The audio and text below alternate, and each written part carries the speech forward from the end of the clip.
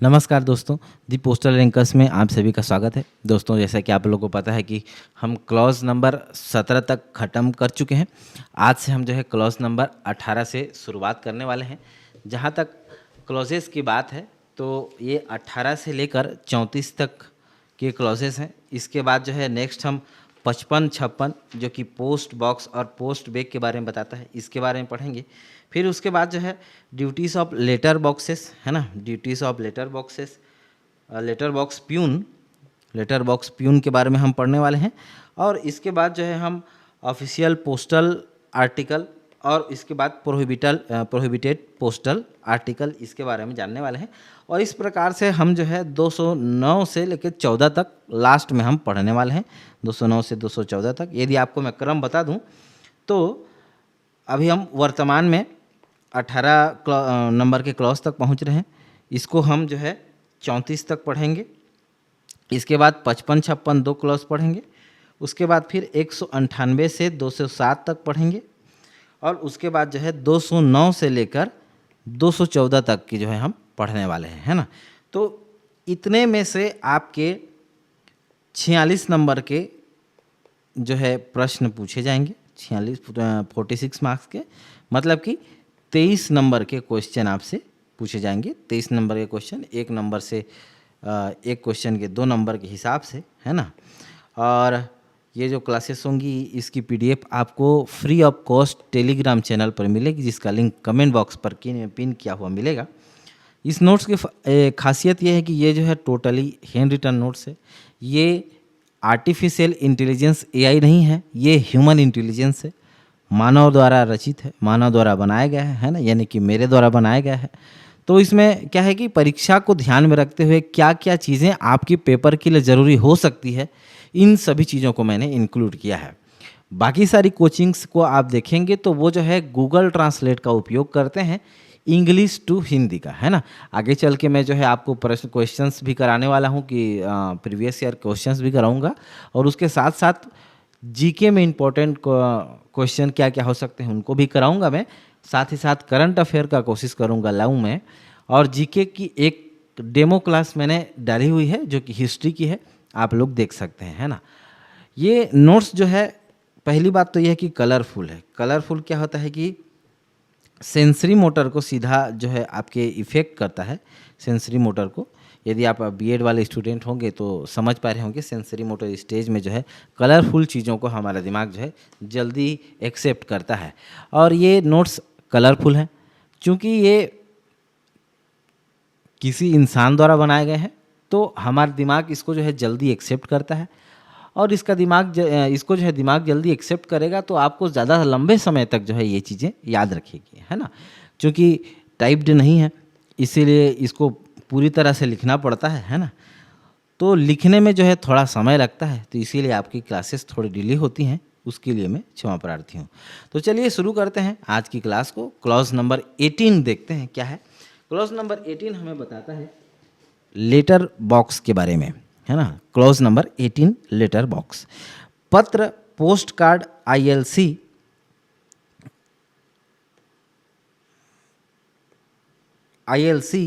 Packet और निम्नलिखित स्थानों पर लगे लेटर बॉक्स में डाले जा सकते हैं, है ना। पत्र, पोस्ट कार्ड, आईएलसी और पैकेट किन किन स्थानों पर लगे लेटर बॉक्स में डाले जा सकते हैं?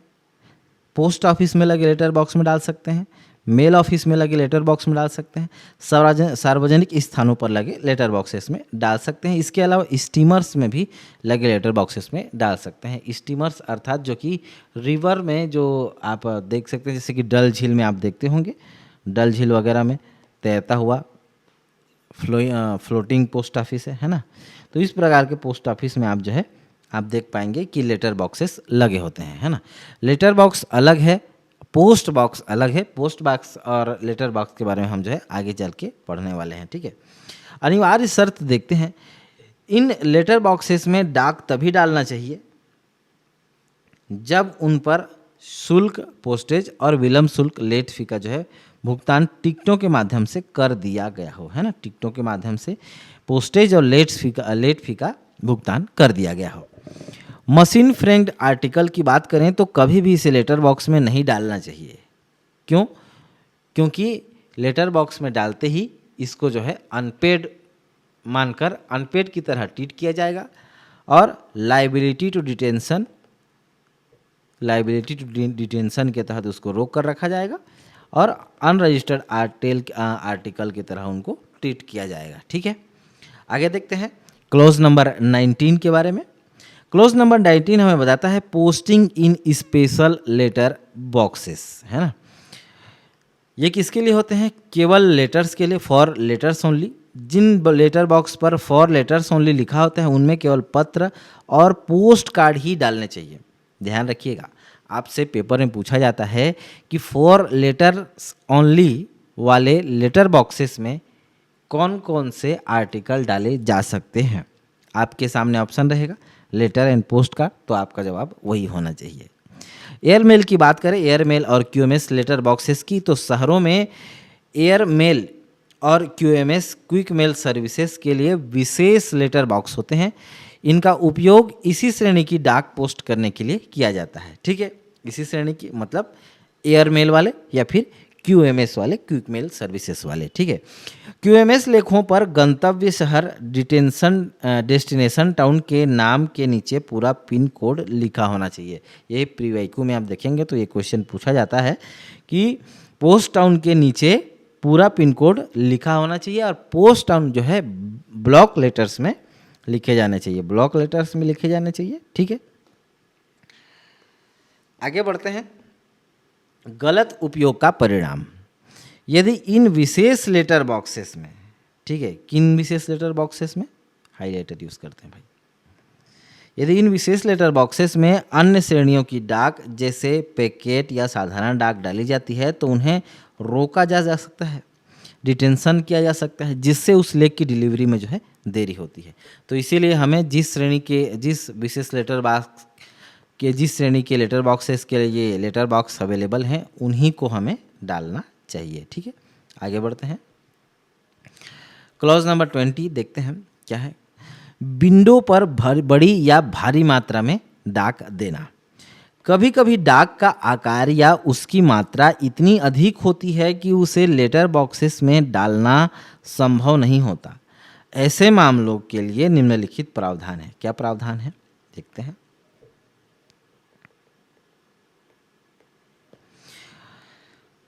बड़े आधिकारिक या अन्य पत्र जो अपने साइज के कारण लेटर बॉक्स में डालना संभव नहीं हो सकता, उन्हें सीधे डाकघर या मेल वैन की खिड़की विंडो पर जो है सीधे दिया जा सकता है, यदि आपके आर्टिकल का साइज बड़ा हो तो। ठीक है, भारी मात्रा में डाक, यदि कोई व्यक्ति या फर्म बहुत अधिक संख्या में बल्क मात्रा में जो है पत्र या पैकेट पोस्ट करना चाहता है तो उसे वैन या डाकघर की खिड़की पर स्वीकार किया जाएगा। ठीक बात है। अनिवार्य शर्त देखते हैं। इन सभी लेखों पर डाक शुल्क, पोस्टेज और यदि कोई विलंब शुल्क, लेट फी लागू हो तो उसका पूरा भुगतान टिकटों या अन्य माध्यमों से पहले ही कर दिया जाना चाहिए। टिकटों और अन्य माध्यमों के तहत देखें तो वर्तमान में क्या है, ऑनलाइन है, ऑनलाइन और कैश के माध्यम से, है ना। ऑनलाइन में आप SBI पे के माध्यम से पे कर सकते हैं और कैश के माध्यम से तो आप कर ही सकते हैं। तो मेन पोस्टेज किसको माना जाता था? पहले टिकटों को ही माना जाता था। ठीक है, आगे बढ़ते हैं। Clause number 21, article requiring special treatment, है ना, विशेष उपचार वाले लेखों के बारे में जानते हैं। समय सीमा देखते हैं। यदि आप चाहते हैं कि कोई रजिस्ट्री, बीमाकृत या VP वैल्यूएबल लेख उसी दिन की मेल में भेजा जाए तो उसे मेल बंद होने के समय से कम आधा घंटा पहले, at least half an hour before, counter पर प्रस्तुत कर दिया जाना होगा। यही नियम सर्टिफिकेट ऑफ पोस्टिंग प्राप्त करने हेतु भी लागू होगा। सर्टिफिकेट ऑफ पोस्टिंग किस में है? क्लॉज नंबर 32 में है। ठीक है, एयरमेल और उच्च मूल्य के टिकट की बात करें तो यदि किसी एयरमेल पर बहुत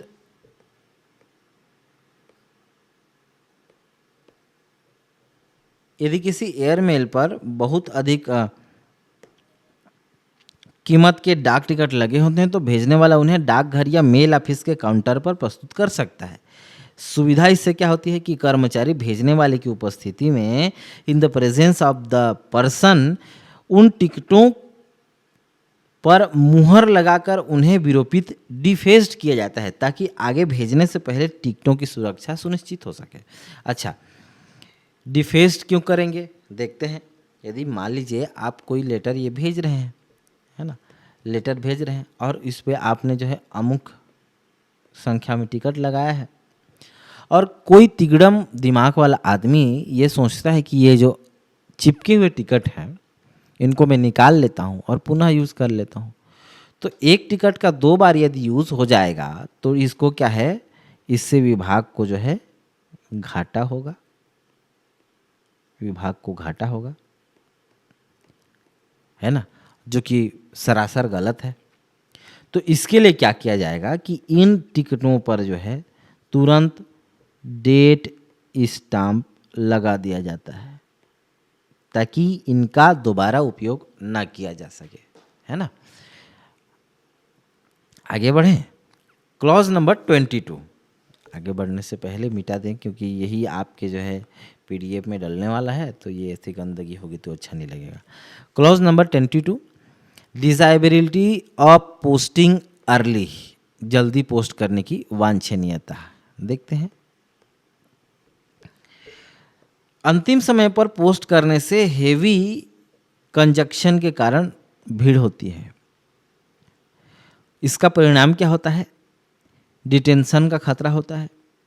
सलाह क्या दी जाती है कि दिन में जितना और जल्दी हो सके और तैयार होते ही as and when ready post करें। ठीक है, जल्दी से जल्दी पोस्ट करें। क्लॉज नंबर 23 कहता है डाक टिकट लगाने का तरीका, manner of अफिक्सिंग postage stamp.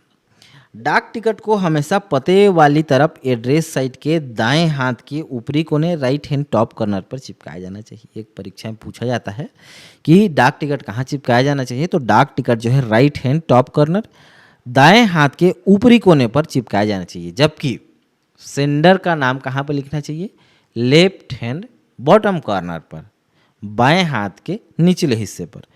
Ticket पूरी तरह से आर्टिकल पर चिपके होने चाहिए। उन्हें लेग के अंदर रखी किसी चीज़ या अलग से लटके हुए किसी भी लेबल या धागे पर नहीं चिपकाना चाहिए, है ना। इसी समस्या को देखते हुए वर्तमान में डिपार्टमेंट ऑफ पोस्ट जो है एक सेक्शन में, जो बड़े ऑफिस हैं जैसे एसओ वगैरह में, पार्सल पैकिंग की सुविधा आपको देता है। क्या है कि यदि कई ग्राहक ऐसे होते हैं कपड़े में अपना पार्सल लपेट के लाते हैं और उसी के ऊपर जो है बार कोड चिपका देते हैं कर्मचारी, जो बाद में निकल जाता है, जिससे क्या है स्कैनिंग में दिक्कत होती है ना। तो इससे क्या है डाक लेट से पहुंचता है, लायबिलिटी टू डिटेंशन वाली बात आ जाती है ना। तो इसीलिए इन सब परेशानियों से बचने के लिए आपको टिकट जो है आर्टिकल पर ही चिपकाना चाहिए, कागज़ पर ही चिपकाना चाहिए और ये सुनिश्चित करना चाहिए कि वो अच्छे से चिपका है कि नहीं तो क्या होगा, आपका डाक देरी से पहुंचेगा, है ना। ठीक है। Clause number 24, non postal stamps. पते वाली तरफ कोई भी लेबल, मोहर या चैरिटी स्टैंप नहीं लगाना चाहिए जिससे गलती से डाक टिकट समझा जा सके।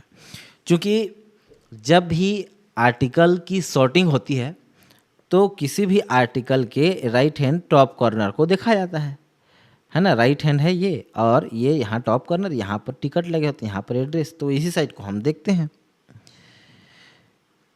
तो पते वाले तरफ कोई भी लेबल, मुहर या चैरिटी स्टैंप लगाने से क्या होता है कि उसको गलती से डाक टिकट समझ लिया जाता है और डाक टिकट समझ लेने से क्या है उनको कन्फ्यूज़न हो जाता है और जहाँ पर चार्ज लगना चाहिए था कि हाँ यहाँ पर कम टिकट लगा है तो यहाँ लगना चाहिए करके, तो आपको तुरंत बोल देता वो। लेकिन अब चूंकि डाक चला गया है माने डेस्टिनेशन के लिए, तो वहाँ पर पाने वाले को जो है डबल देना पड़ेगा, डबल दी पोस्टेज, है ना, जो डिफरेंस अमाउंट रहता है जिसका डबल देना पड़ेगा, तो आपका आखिरकार घाटा हुआ ना, है ना। तो इसीलिए जो है कोई भी लेबल, मोहर या चैरिटी स्टैंप नहीं लगाना चाहिए जिससे जो है कन्फ्यूजन हो कि ये डाक टिकट है। क्लॉज नंबर 25 कहता है कम से कम संख्या में टिकटों का उपयोग, use of minimum number of stamps. डाक विभाग जनता को सलाह देता है कि वे हमेशा कम से कम संख्या में डाक टिकट का उपयोग करें, है ना। कि जैसे मान लीजिए 10 रुपया है तो यदि आपको मिल जाता है 5-5 रुपये का टिकट, तो 5-5 रुपये के 2 ही लगा दीजिए। ये नहीं कि ये लेटर का ऊपरी वाला भाग है और 10 टिकट लगा के आप यहाँ पे जो है पूरे लेटर को फुल कर दिए, ऐसा बिल्कुल भी नहीं करना चाहिए। कैसे करें? कम मूल्य के बहुत सारे टिकटों के बजाय हायर डिनोमिनेशन के टिकटों का जो है उपयोग हमको करना चाहिए अच्छे नागरिक की तरह। यदि बहुत सारे टिकट लगाए जाएं तो लेख पर पते और अन्य निर्देशों के लिए जगह कम बचती है। डाकघर के कर्मचारियों का काम बढ़ जाता है, सब में मुहर लगाना पड़ता है, डिफेस्ड करना पड़ता है सब टिकटों को। कीमती स्टाम्प पेपर और छपाई के खर्च की बर्बादी होती है, ठीक है। तो ये भी एक प्रकार की बर्बादी की कीमती स्टाम्प पेपर महंगा होता है, स्पेशल पेपर का बना होता है, इसकी बर्बादी होती है यदि आप अधिक मात्रा में जो है टिकटों का प्रयोग करेंगे।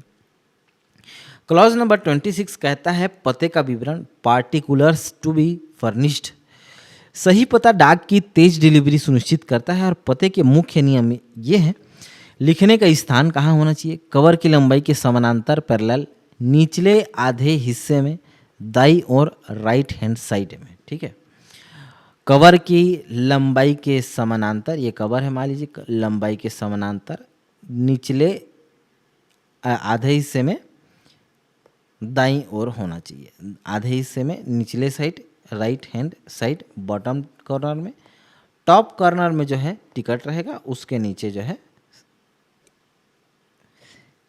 पाने वाले का पता रहेगा। मार्जिन देखते हैं, ऊपर से कम 3 सेंटीमीटर की जगह टिकटों और मोहरों के लिए खाली छोड़नी चाहिए। क्यों? ताकि टिकट लगाया जा सके, ठीक है। शहर का नाम इसे ब्लॉक लेटर्स में लिखा जाना चाहिए और इसे अंडरलाइन करना चाहिए तथा शहर के नीचे पिन कोड होना चाहिए, ठीक है। ये परीक्षा में पूछा जाता है कि शहर का नाम किस में लिखना चाहिए, ब्लॉक लेटर्स में, और अंडरलाइन करना चाहिए तथा शहर के नीचे पिन कोड भी होना चाहिए। शहरी बनाम ग्रामीण क्षेत्र के पते का क्रम देखते हैं और ये महत्वपूर्ण जानकारी है, आप लोगों को याद कर लेनी चाहिए अंतर को। खासकर शहरी और ग्रामीण क्षेत्र में पते लिखने में ये अंतर होते हैं। पहले में तो पाने वाले का नाम कॉमन है, दूसरा में शहरी यदि होगा तो पेशा यदि कोई हो तो लिखना है, ग्रामीण में आपको पिता पति का नाम लिखना है। शहरी में तीसरे नंबर पर घर का नंबर या सड़क का नंबर लिखना है, और वहीं ग्रामीण क्षेत्र में तीसरे नंबर पर जो है पेशा को लिखना है, प्रोफेशन को लिखना है।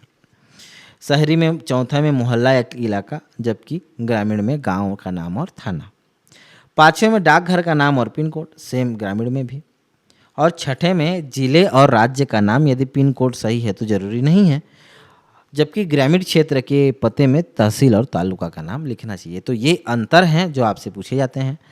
पाने वाले का नाम तो सेम है। दूसरे में अर्बन में क्या होता है कि पेशा लिखा जाता है, और जबकि ग्रामीण में पिता पति का नाम, तीसरे में पेशा लिखा जाता है। शहरी में तीसरे में सड़क या घर का नाम, सड़क का नाम या घर का नंबर होता है। चौथे में मोहल्ला इलाका, ग्रामीण में देखते हैं तो गांव का नाम और थाना। फिर पाँचवें में जो है डाकघर का नाम और पिन कोड, दोनों में कॉमन है। और छठे में जिले और राज्य का नाम, यदि पिन कोड है तो ज़रूरी नहीं है शहरी वाले में, और तहसील और तालुका का नाम ग्रामीण वाले में एड्रेस के तहत लिखा जाता है। आगे बढ़ते हैं। प्रेषक का पता, सेंडर्स एड्रेस, यह बाईं और निचले कोने लोअर लेफ्ट हैंड कॉर्नर में फ्रॉम लिखकर होना चाहिए, ठीक है। फ्रॉम लिखकर होना चाहिए। ये विशेष तौर पर आप लोगों को ध्यान में रखना चाहिए। कई हमारे जीडीएस भाई बहन ऐसे हैं कि उनको अभी भी पत्र लिखना नहीं आता, सेंडर का नाम कहाँ पर हो ये लिखना नहीं आता, न कि प्रेषक और एड्रेसी का नाम कहाँ लिखना है ये भी पता नहीं होता, ठीक है। तो इन सब चीज़ों को आपको बेसिक चीज़ें तो याद होनी चाहिए, भले ही आप डिपार्टमेंटल पेपर दे रहे हों या ना दे रहे हों या देने वाले हों, तो आपको जो है ये सब चीज़ों को बेसिक जानकारी तो होनी ही चाहिए, ठीक है। आगे बढ़ते हैं। क्लॉज नंबर 27, सेना और वायुसेना के लिए डाक, ठीक है।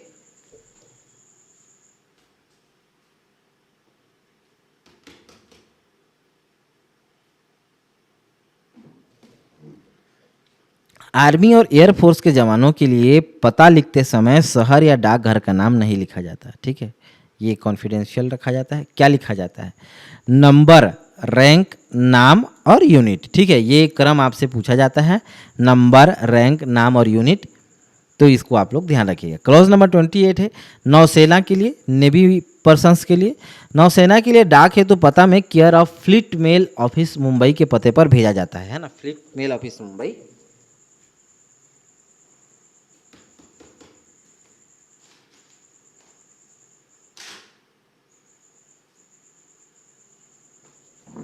ठीक है, आगे बढ़े हैं। क्लॉज नंबर 29 अनिश्चित पते वाले लेख, आर्टिकल बेयरिंग इंडेफिनाइट एड्रेस। डाकघर उन वस्तुओं को डिलीवरी नहीं करता जिनका पता स्पष्ट न हो, है ना। जिनका यदि पता स्पष्ट न हो तो उनको जो है डिलीवरी नहीं करता, मतलब जिम्मेदारी हाथों तक ही पहुँचे डाक, इसका ध्यान रखता है डाकघर।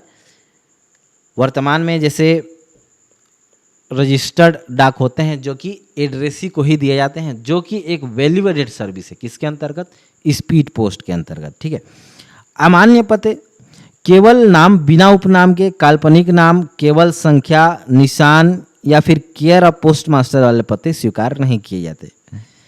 यदि पता पोस्ट बॉक्स नंबर के पते पर है तो लेख तभी डिलीवर होगा जब वह पोस्ट बॉक्स उसी व्यक्ति या फर्म के नाम पर रजिस्टर्ड हो। ठीक है,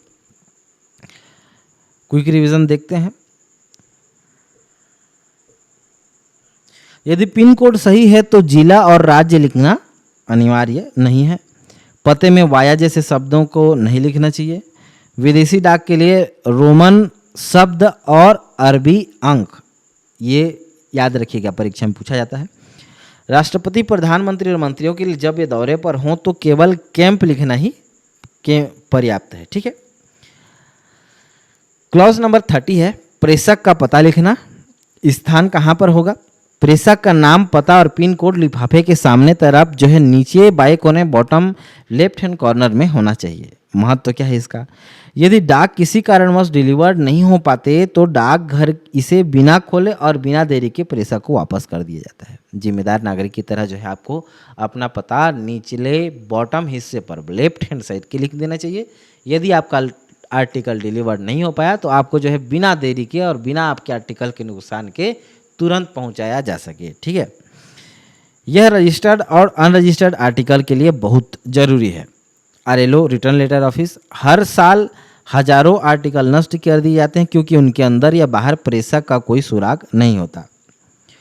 फोटोग्राफ के लिए देखें तो यदि पैकेट पोस्ट से जो है फोटो भेजी जा रही है तो फोटो के पीछे प्रेषक का नाम और पता लिखना चाहिए, ताकि यदि कहीं पैकेट के अंदर का फोटो निकल भी जाए तो उसी पते पर फोटो पहुंचे जिस पर उसको पहुंचना है। ठीक है, क्लॉज नंबर 31 है विदेशों में पत्राचार, एड्रेस टू कॉरेस्पोंडेंट एब्रोड। जब आप विदेशों में रहने वाले किसी व्यक्ति को अपना पता देते समय शहर और देश के नाम के अलावा अपने राज्य का नाम अवश्य लिखना चाहिए। क्विक रिवीजन देखते हैं। सेंडर्स एड्रेस बाएं कोने में होना चाहिए, निचले हिस्से में।